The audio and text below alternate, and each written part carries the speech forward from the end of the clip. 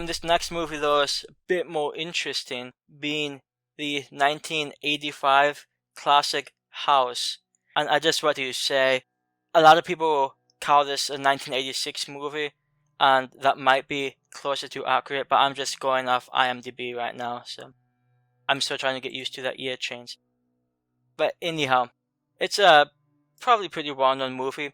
This guy inherits a house from his recently deceased aunt, and he's trying to write a book about his experiences in Vietnam, whilst also dealing with his son who went missing a year previous.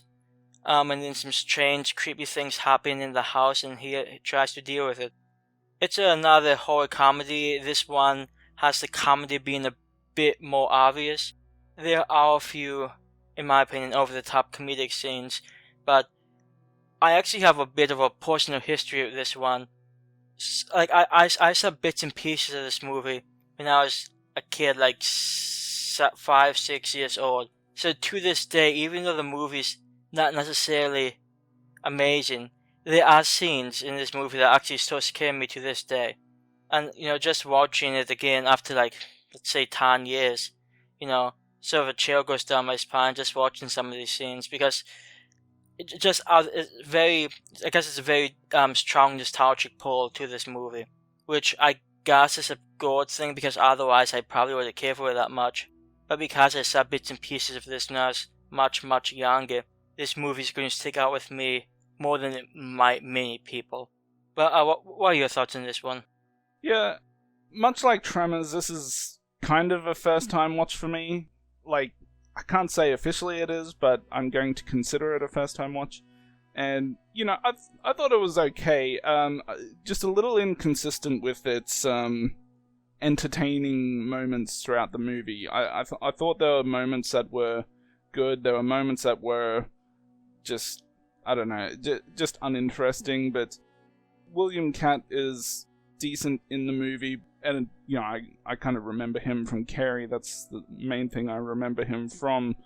I don't necessarily have a problem with his acting or anything. It's just, I guess his character, I didn't really care too much about him. Maybe it's because he's a writer. I don't know. I have this thing about writers that I don't really like. But, well, not dislike, but I'm someone who doesn't read books, so there you go. But like I said, it's got its moments. So throughout the movie, by the end of it, I feel like I had an okay time. Oh, I should also mention, I think it's got some decent ladies in the movie too. It's got Kay Lenz, who I remember from Strip to Kill, and I think she was also in Headhunter. And then I can't remember the name of the other actress, or the one who was using him for babysitting or something. She was fine too. I just thought that was worth mentioning. Yeah, I do agree that some of this might have needed some tidying up. I like a lot of the ideas in this movie. I don't know if they're supposed to be alternate dimensions, but, the guy goes through his bathroom mirror into, like, this dark void. Meets, like, his gun-slinging, flying ghoul type thing, which is a bit ridiculous, but I do like the idea of him able to, find his son who's, like, lost somewhere in the deep recesses of the house, and it also links back to his Vietnam days. I think they could have maybe did a bit more with that, but I do think it's a really interesting concept. Yeah. And actually the makeup, the design for the zombie army guy, I think it looks not amazing, but I think it looks decent. Yeah, I kind of enjoy the scenes where the zombie army guy is in the movie, but at the same time, I felt like it was just, I didn't really care for the, I don't know what you want to call them, flashbacks or whatever, where they're showing those scenes where he's out there running around with this dude. I don't know, for some reason that just didn't, I didn't care for that. Well, you and everyone else apparently, since nobody's going to buy this book if you haven't actually finished writing it. Yeah. The house that's in the actual movie, I wonder if that's been used in a lot of other movies. It just feels like I've seen this house before. I can't really think of where, but it just feels like a house that a lot of people would use for movies. Yeah, I'm not sure. I mean, if the house is as it mostly shows in the movie, I can imagine it being a popular place to film because it looks pretty nice. Yeah. To be honest, I've already kind of forgotten what it looks like, but I remember as I was watching the movie, hey, I wouldn't be surprised if this has been in a whole bunch of other movies. Yeah, I do like to give a sort of a shout out to one individual scene. This scene is probably one of the scenes that always sort of, I guess, spooked me the most, especially when I was younger. But so the main character is babysitting this kid. On a side note, the mother who drops off the kid after knowing the guy for like 3 minutes has to be one of the worst mothers in existence. that sort of cracks me up. But so he's babysitting this kid, and then he gets to riding a bit.